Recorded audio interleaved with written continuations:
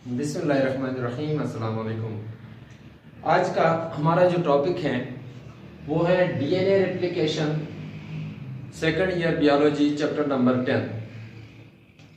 DNA replication में आज हम लोग डीएनए रेप्लिकेशन के बारे में जो मॉडल्स पेश हुए हैं उनके बारे में डिस्कस करेंगे। तो सबसे पहले डीएनए रेप्लिकेशन की definition, the process of self replication of DNA या the process of self synthesis of DNA is known as DNA replication. DNA replication का जो मेजर या मेन जो मैकेनिज्म है वो हम लोग इंशाल्लाह नेक्स्ट क्लास में डिस्कस करेंगे। और आज में जो मेन फोकस होगा वो होगा models to explain the DNA replication. Models to explain the DNA replication में हमारे पास तीन मॉडल्स हैं। एक जो है सेमी कंजर्वेटिव मॉडल, दूसरा जो है वो है हमारे पास conservative model, and the third one is dispersive model.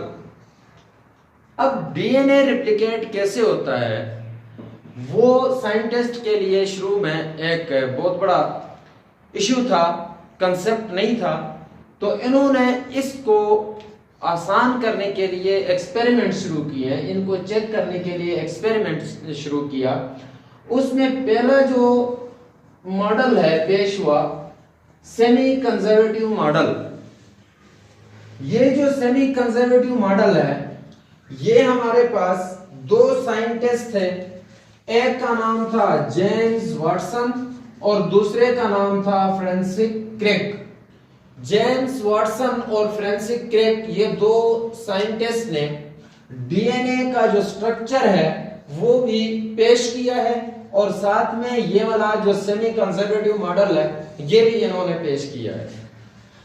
According to semi conservative model, each daughter DNA molecule is a hybrid।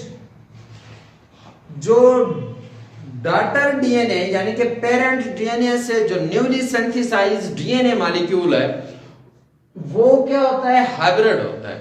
Hybrid मतलब उन्होंने कहा कि उस डॉटर डीएनए में वन पेरेंटल स्ट्रैंड होगा and one newly synthesised strand होगा। अब यहां पर ये हमारे पास पेरेंटल डीएनए मॉलिक्यूल है। जब ये रेप्लिकेट हुआ तो जो न्यूली डॉटर डीएनए हमारे पास बना, उस डॉटर डीएनए मॉलिक्यूल में एक जो है ब्लू कलर का ये वाला, ये हमारे पास पेरेंटल डीएनए स्ट्रैंड है। जबकि जो दूसरा स्ट्रैंड हमारे पास बना न्यूली सिंथेसाइज्ड, जो ब्लैक कलर का है, न्यूली सिंथेसाइज्ड स्ट्रैंड होगा।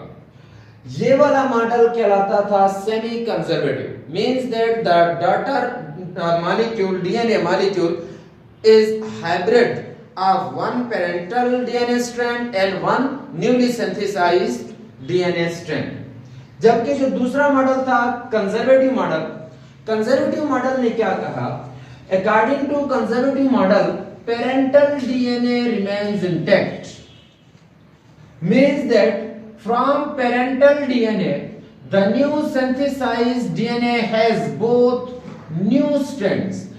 उसने कहा कि यानी कि कंजर्वेटिव मॉडल ने कहा कि ये जो newly synthesised daughter DNA molecule है उसके अंदर दोनों स्ट्रैंड नहीं होंगे। मिसाल के तौर पर हमारे पास ये था डीएनए, कौन सा, पेरेंटल डीएनए। इसकी जब रेप्लिकेशन हुई तो इसने कहा कि जो न्यूली सिंथेसाइज्ड डीएनए था उसके अंदर क्या होगा, दोनों स्ट्रैंड्स नहीं होंगे, पेरेंटल डीएनए का कोई स्ट्रैंड इनमें मौजूद नहीं होगा। क्लियर। नेक्स्ट जो है वो है डिस्पर्सिव मॉडल। डिस्पर्सिव मॉडल ने क्या कहा, जो पेरेंटल डीएनए है उसके स्ट्रैंड्स जो हैं वो क्या हो जाते हैं, डिस्पर्स हो जाते हैं। The parental DNA disperse into fragments, कहा कि फ्रेगमेंट्स बनाएंगे, and the newly synthesised DNA has the fragment of parental DNA, दोनों न्यूली सिंथेसाइज्ड जो स्ट्रैंड्स हैं उसमें पेरेंटल डीएनए के जो फ्रेगमेंट्स हैं वो मौजूद होंगे। मिसाल के तौर पर हमारे पास ब्लू कलर से है पेरेंटल डीएनए। अब ये पेरेंटल डीएनए इसने कहा, इस मॉडल के मुताबिक, डिस्पर्सिव मॉडल के मुताबिक, जब इसकी रेप्लिकेशन होगी तो इसके स्ट्रैंड्स का फ्रेगमेंट बनेगा। फ्रेगमेंट बनकर जो न्यूली सिंथेसाइज्ड होंगे दो स्ट्रैंड्स, ये दो स्ट्रैंड्स, इनमें क्या होगा, इनमें फ्रेगमेंट्स होंगे जिसके पेरेंटल डीएनए के फ्रेगमेंट्स जो है वो मौजूद होंगे। ये वाला फ्रेगमेंट, ये वाला फ्रेगमेंट, ये वाला फ्रेगमेंट, ये वाला फ्रेगमेंट। इस तरह इसने कहा दोनों strands of the newly synthesised DNA molecule has the fragment of parental DNA molecule. Parental DNA molecule के फ्रेगमेंट्स न्यूली सिंथेसाइज्ड डीएनए के स्ट्रैंड्स में मौजूद होंगे। अब ये तीन मॉडल थे, तो साइंटिस्ट के पास क्लियर कांसेप्ट नहीं था, तीनों के तीनों मॉडल अलग अलग बातें कह रहे थे, तो इसलिए एक्सपेरिमेंटल प्रूफ करना लाजमी था। तो साइंटिस्ट ने शुरू किया एक्सपेरिमेंट्स। इनमें हमारे पास मेजल्सन एंड स्टॉल दो साइंटिस्ट थे। इन्होंने एक एक्सपेरिमेंट किया जिसे हम लोग मेजल्सन स्टॉल एक्सपेरिमेंट का नाम देते हैं।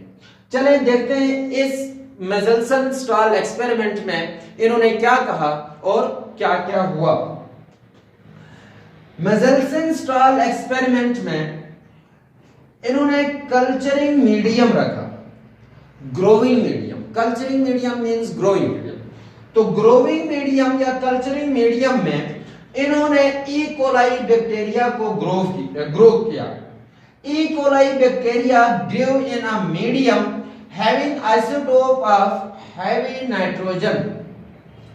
नाइट्रोजन का हैवी आइसोटोप यूज करते हुए इन्होंने क्या किया, कल्चरिंग मीडियम में बैक्टीरिया को, ई कोलाई बैक्टीरिया को ग्रो किया। एक मीडियम रखा, उस मीडियम के अंदर इन्होंने रखा नाइट्रोजन का हैवी आइसोटोप और उसमें बैक्टीरिया को ग्रो करवाने के बाद जब सेवरल जनरेशन उसके बनी, बैक्टीरिया के ग्रोथ के सेवरल जनरेशन बने, तो उन्होंने क्या किया, उस बैक्टीरिया को उठाया और एक अलग मीडियम क्रिएट किया जिसमें जो है नॉर्मल आइसोटोप ऑफ नाइट्रोजन मौजूद था। उसके अंदर इस बैक्टीरिया को शिफ्ट किया। After several generation bacteria were shifted to the next medium containing normal isotope means N14। अब पहले तो N15 में ग्रो करवाने के बाद जो है इन्होंने N14 में इसे शिफ्ट करवाया। क्लियर? शिफ्ट करवाने के बाद कुछ वक्त के बाद इन्होंने सैंपलिंग शुरू की, ठीक है ना। तो जब शिफ्ट की तो उस वक्त इन्होंने क्या किया, सैंपलिंग ऑफ डीएनए के सैंपल लिए। 3 सैंपल N14 मीडियम से लिए गए। जब बैक्टीरिया को शिफ्ट किया गया था N15 से N14 के अंदर, ये N15 हमारे पास जो है मीडियम, ये N14 मीडियम। N15 मीडियम में पहले इन्होंने बैक्टीरिया को रखा तो ये बैक्टीरिया डिवाइड हो गई। ये बैक्टीरिया डिवाइड होके इसके सेवरल जनरेशंस बन गए। फिर इन्होंने क्या किया, इस बैक्टीरिया को उठाकर दूसरे मीडियम में रखा N14, normal isotope of nitrogen का जो मीडियम था उसमें इन्होंने रखा। रखने के बाद इन बैक्टीरियाज के जो डीएनए था उस डीएनए के सैंपलिंग की। सैंपलिंग किस तरह की, एक सैंपल को नाम दिया sample at 0 minute. Sample at 0 minute, जब जो ही इन्होंने N14 मीडियम में ये बैक्टीरियाज रखे उसी वक्त इन्होंने क्या किया, सैंपल लिया, तो उसको हम लोगों ने नाम दिया सैंपल एट 0 मिनट। फिर 20 मिनट गुजरने के बाद इन्होंने नेक्स्ट सैंपल लिया, सैंपल एट 20 मिनट, 20 मिनट के बाद। फिर उस 20 मिनट बाद तो लिया, ये 20 मिनट बाद सैंपल लिया, तो 20 मिनट तो गए, लेकिन उसके नेक्स्ट 20 मिनट बाद इन्होंने दूसरा सैंपल लिया, जो नेक्स्ट सैंपल था उसको उन्होंने नाम दिया सैंपल एट 40 मिनट, और एक उन्होंने कंट्रोल ग्रुप रखा था अलग, जिसमें वहां से भी इन्होंने क्या किया, एक सैंपल रखा, उठाया, कंट्रोल ग्रुप से सैंपल उठाया, जिसमें N14 जो है एक नॉर्मल मीडियम था, normal nitrogen isotope containing medium था, जिससे इन्होंने क्या किया, एक और सैंपल उठाया। तो हमारे पास टोटल 4 सैंपल आ गए।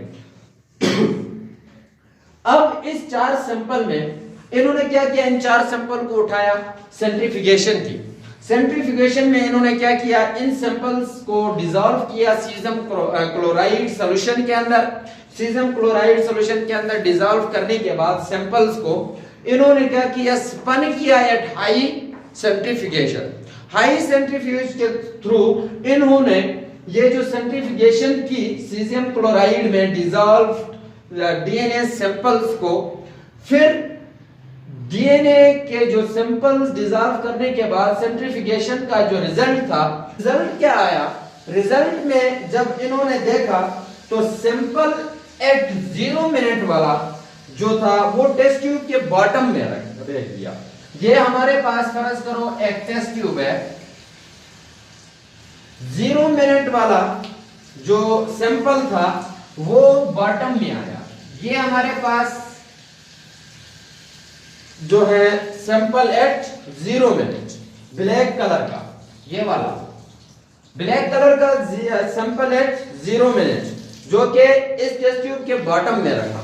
इस टेस्ट ट्यूब में है क्या, सीजियम क्लोराइड मीडियम, ठीक है ना, इसका सॉल्यूशन।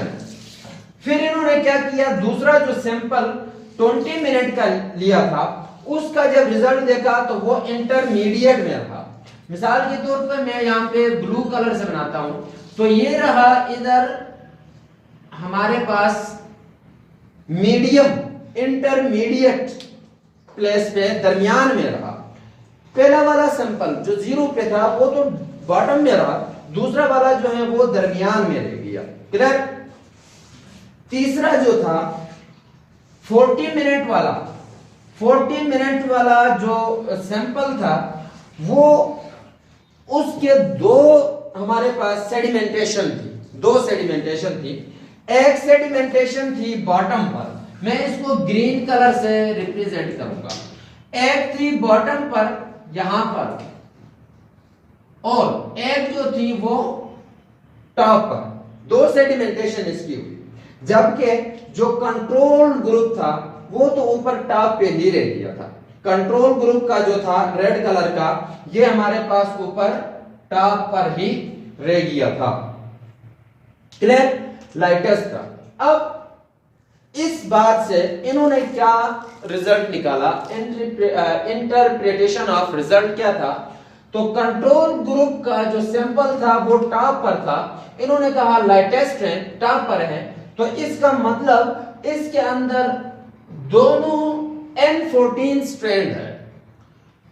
जो डीएनए के स्ट्रैंड्स बने थे उसमें लाइटर नाइट्रोजन जो है वो मौजूद था, N14 आइसोटोप। क्लियर। जो नेक्स्ट था सैंपल एट 0 मिनट, 0 मिनट का जो सैंपल था ब्लैक कलर का, जो कि बॉटम में रहा था टेस्ट ट्यूब में, इन्होंने कहा ये हेवीएस्ट था तो तब बॉटम में रहा। इन्होंने कहा ये हेवीएस्ट है क्योंकि इसके अंदर दोनों स्ट्रैंड्स क्या है, N15 के हैं। इसका जो डीएनए का जो 2 स्ट्रैंड्स थे, डीएनए के जो दोनों स्ट्रैंड, वो दोनों कौन से थे, N15 के थे, तो दोनों हेवीएस्ट थे, जिस वजह से ये किस में रहा, बॉटम में रहा। फिर जो नेक्स्ट सैंपल था 20 मिनट का, इंटरमीडिएट में रहा, दरमियान में ब्लू कलर वाला। तो ये दरमियान में क्यों रहा, इस बेस पर इन्होंने कहा कि इसमें 2 स्ट्रैंड में एक स्ट्रैंड जो है वो N14 का था। किसका था, N14 का। मींस दैट कि हमारे पास जो है लाइटर स्ट्रैंड, मैं आपको यहां पर एक बनाता हूं N14 का था, और दूसरा जो था वो हमारे पास N15 15 का था। मतलब इंटरमीडिएट में इसलिए इन्होंने कहा कि ये इसलिए यहाँ पे इंटरमीडिएट पोजीशन इसकी हुई क्योंकि इसके दो स्ट्रैंड्स, एक स्ट्रैंड जो है N14 का था और दूसरा स्ट्रैंड जो है वो N15 का था। ये F1 जनरेशन की बात थी। जब F1 जनरेशन के बाद F2 जनरेशन आई, मींस वो 20 मिनट गुजरने के बाद जो नेक्स्ट 20 मिनट आए, तो इसका मतलब इसका मतलब जो है हमारे पास सैंपल एट 40 मिनट का जो था, जो कि जिसका एक मॉलिक्यूल डीएनए मॉलिक्यूल जो है वो टॉप पर था, दूसरा जो डीएनए मॉलिक्यूल था वो बॉटम में था।